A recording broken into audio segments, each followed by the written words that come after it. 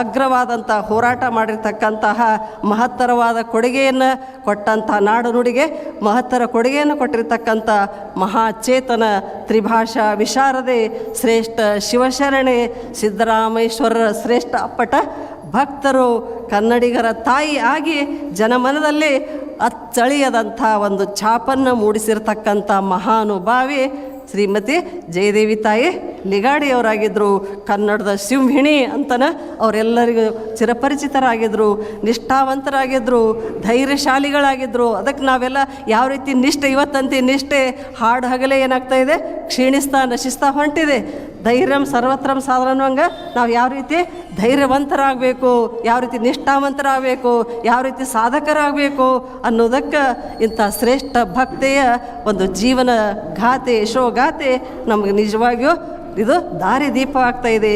ಕನ್ನಡಿಗರ ತಾಯಿಯಾಗಿ ಜನಮನಗಳಲ್ಲಿ ಅಚ್ಚಳಿಯದಂಥ ಇಂಥ ಧೈರ್ಯವಂತರನ್ನು ನಾವು ಕೂಡ ನಮ್ಮ ಬದುಕಿನೊಳಗೆ ಅವರ ತತ್ವಾದರ್ಶಗಳನ್ನು ಪಾಲಿಸಿದ್ರೆ ಸಂದರ್ಭಕ್ಕೂ ನೋಡಿ ಎಲ್ಲವನ್ನ ಒಂದೇ ಸರ್ತಿ ಪಾಲಿಸೋಕ್ಕಾಗೋದಿಲ್ಲ.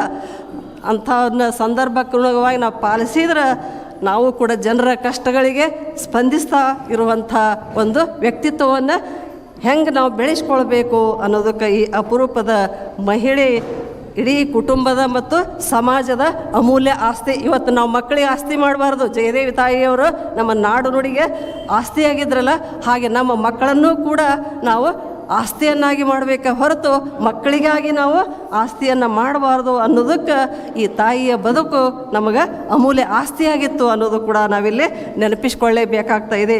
ಇಂಥ ಒಂದು ಧೈರ್ಯ ನಿಷ್ಠೆ ಭಕ್ತಿಗಳೆಲ್ಲ ರೂಪ ತಾಳಿದ್ರೆ ಅದು ಯಾರಪ್ಪ ಅಂದ್ರೆ ಜಯದೇವಿ ತಾಯಿಯವರ ಪ್ರತಿರೂಪ ಆಗಿತ್ತು. ಇಡೀ ಗಡಿನಾಡ ಸಾಧಕಿಯಾಗಿದ್ದರು. ಹೀಗೆ ಇಂಥವರನ್ನು ನಾನು ಎಂದಿಗೂ ಮರಿತೇವಂದರೂ ಕೂಡ ಮರೆಯಲಿ ಹೆಂಗೆ ಅಂತಾರಲ್ಲ, ಮರೆಯೋದುಂಟೆ ಅನ್ನುವಂಥ ಪ್ರಶ್ನೆಯನ್ನು ಹಾಕ್ಕೊಂಡ್ರೆ ಎಂದಿಗೂ ಇವರನ್ನು ಕನ್ನಡಿಗರು ಅಷ್ಟಲ್ಲ ಮರಾಠಿಗರು ಬ್ರಿಟಿಷರೂ ಕೂಡ ಮರೆಯೋದಕ್ಕೆ ಸಾಧ್ಯವಿಲ್ಲ ಅನ್ನೋದಕ್ಕೆ ಅವರ ಕೊಡುಗೆಗಳು ನಮಗೆ ಮಾದರಿ ಆಗ್ತಾ ಇದ್ದಾವೆ. ಹೀಗೆ ಕನ್ನಡದ ಕಿಚ್ಚನ್ನು ನಾವು ಹೆಂಗೆ ಹಚ್ಚಬೇಕು, ಆ ಕನ್ನಡವನ್ನು ನಶಿಸೋದಕ್ಕೆ ಬಿಡಬಾರ್ದು ಅನ್ನೋದಕ್ಕೆ ಇವರ ಬದುಕು ನಮಗೆ ಆದರ್ಶಪ್ರಾಯವಾಗ್ತಾಯಿದೆ. ಕನ್ನಡಕ್ಕಾಗಿ ಕರ್ನಾಟಕಕ್ಕಾಗಿ ತಮ್ಮ ಇಡೀ ಬದುಕನ್ನು ಬಸಿದು ಹೆಂಗೆ ಮೇಣಬತ್ತಿ ತನ್ನ ಮೈಯನ್ನು ಸುಟ್ಕೊಂಡು ಬೆಳಕು ಕೊಡ್ತಾ ಇದೆಯಲ್ಲ, ಹಾಗೆ ಕನ್ನಡಕ್ಕಾಗಿ ಕರ್ನಾಟಕಕ್ಕಾಗಿ ತಮ್ಮ ಇಡೀ ಬದುಕನ್ನು ಬಸಿದು ನಾಡು ಕಟ್ಟಿರತಕ್ಕಂತಹ ಕನ್ನಡದ ಮಹಾಚೇತನ ಜಯದೇವಿ ತಾಯಿ ಲಿಗಾಡಿಯವರಾಗಿದ್ದರು.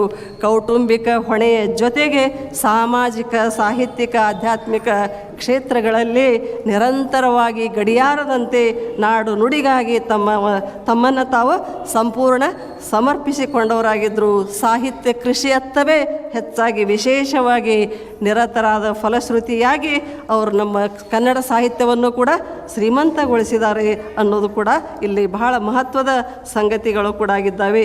1960ರೊಳಗೆ 60ರ ದಶಕದೊಳಗೆ ಕನ್ನಡಿಗರುಳ್ಳಂಥ ಪ್ರದೇಶಗಳೆಲ್ಲವೂ ಕೂಡ ಒಂದುಗೂಡಿ ಮೈಸೂರು ರಾಜ್ಯ ಆಗಿ ಸರಿಸುಮಾರು ಒಂದು ದಶಕವೇ ಕಳೆದಂಥ ಕಾಲಘಟ್ಟದೊಳಗೆ ಅವರು ಬಾಳಿ ಬದುಕಿದಂಥ ಕೀರ್ತಿವಂತರು ಕೂಡ ಆಗಿದ್ದರು. ಮೈಸೂರು ಕೇರಳ ಮಧ್ಯೆ ಸಂಘರ್ಷ ಕೂಡ ಸಾಗಿತ್ತು. ಆವಾಗಿನ ಪರಿಸ್ಥಿತಿಯು ಕೂಡ ಸಾಕಷ್ಟು ಬಿಗಡಾಯಿಸಿತ್ತು. ಇಂಥ ಸಂದರ್ಭದೊಳಗೆ ಸಮಾವೇಶಗೊಂಡಿರ್ತಕ್ಕಂಥ ಅಖಿಲ ಭಾರತ ಕಾಂಗ್ರೆಸ್ ಸಮಿತಿಯ ಸಭೆಯೊಳಗೆ ಈ ವಿಚಾರ ಚರ್ಚೆಗೆ ಬಂತು.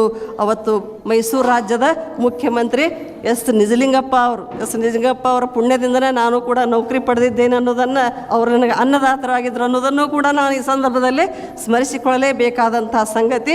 ಆಗಿನ ಕಾಲದೊಳಗೆ ಮುಖ್ಯಮಂತ್ರಿಯಾಗಿರ್ತಕ್ಕಂಥ ಎಸ್ ನಿಜಲಿಂಗಪ್ಪನವರು ಈ ಸಮಿತಿಯನ್ನು ಅರಿಯುವುದಕ್ಕಾಗಿ ಏಕ ಸದಸ್ಯ ಆಯೋಗವನ್ನು ಕೂಡ ರಚನೆ ಮಾಡಿದರು, ಸಮ್ಮತಿಯನ್ನು ಸೂಚಿಸಿದರು. ಇದು ಕನ್ನಡಿಗರನ್ನು ಕೆರಳಿಸುವಂತಾಯಿತು. ಹೀಗೆ ಕುಪಿತಗೊಂಡಿದ್ದಂಥ ಕನ್ನಡಿಗರ ಪ್ರತಿಭಟನೆಯ ಸಾರಥ್ಯವನ್ನು ಓರ್ವ ಕನ್ನಡ ನಾಡಿನ ಗಡಿನಾಡ ಸಿಂಹಿಣಿ ಜಯದೇವಿ ತಾಯಿ ಲಿಗಾಡಿಯವರು ಅದರ ನೇತೃತ್ವವನ್ನು ವಹಿಸಿಕೊಂಡಂಥ ದಿಟ್ಟ ಧೀರ ಮಹಿಳೆಯಾಗಿದ್ದರು. ಅದಕ್ಕೆ ನಾವು ಕೂಡ ಹೆದರಬಾರ್ದು, ಪುಕ್ಕಲು ಸ್ವಭಾವದವರು ಆಗಬಾರ್ದು. ಏನೇ ಬರಲಿ ನಮ್ಮ ಒಂದು ಹೆಜ್ಜೆಯನ್ನು ಹಿಂದಿಡದೆ ನಾವು ಹೆಂಗೆ ಮುನ್ನುಗ್ಗಬೇಕು ಅನ್ನೋದಕ್ಕೆ ಇಂಥ ಮಹಾತಾಯಿಯ ಬದುಕು ನಮಗೆ ಮಾದರಿ ಕೂಡ ಆಗ್ತಾಯಿದೆ. ಹೀಗೆ ಕನ್ನಡ ಮತ್ತು ಮರಾಠಿ ಎರಡೂ ಭಾಷೆಯೊಳಗೆ ಅನೇಕ ಕೃತಿಗಳನ್ನು ಪಡೆದು ಪ್ರಖ್ಯಾತರಾದಂಥ ಲಿಗಾಡಿಯವರ ಕುರಿತು ಜಿ ಪಿ ರಾಜರತ್ನಂ ಅವರು ಹೆಸರು ಕೇಳಿರ್ಬೇಕು ನೀವು, ಪ್ರಖ್ಯಾತ ವಿದ್ವಾಂಸರು ಜಿ ಪಿ ರಾಜರತ್ನಂ ಅವರು ಶ್ರೀ ಸಿದ್ಧರಾಮ ಪುರಾಣವನ್ನು ಮಹಾಕಾವ್ಯ ಅಂತ ಹೇಳಿ ಕೊಂಡಾಡಿದ್ದಾರೆ.